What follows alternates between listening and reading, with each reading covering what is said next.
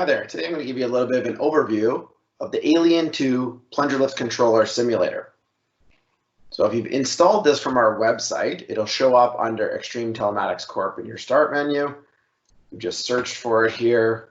We're going to open it up and you can see it looks very much like our controller. This is the exact same software that's actually embedded in the controller. We've just wrapped it in a convenient interface to be used on your computer.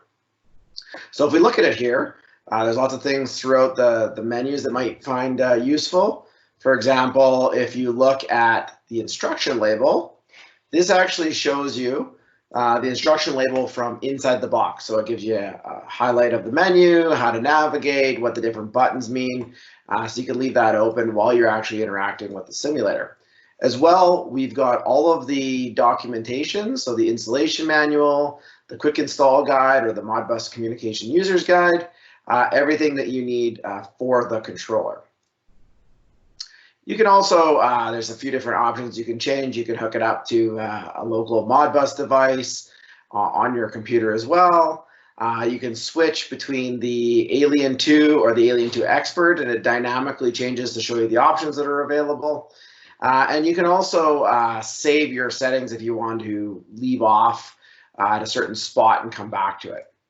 So the controller right now, you can see it's stopped. We can hit open or close to actually run the controller, and you can see that the valve status changes, the timers count down.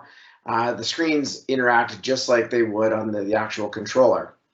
So if you want to start simulating things, you have all of these options on the right-hand side here.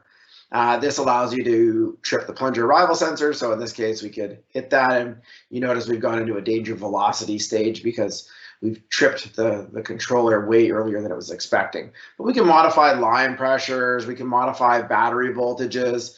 And so as you change these dynamically, you can see here what would happen with a low battery indication, or what would happen with a line pressure spike, right?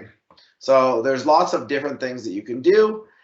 Feel free to download this and play with it at your leisure. It's free, and let me know if you have any feedback.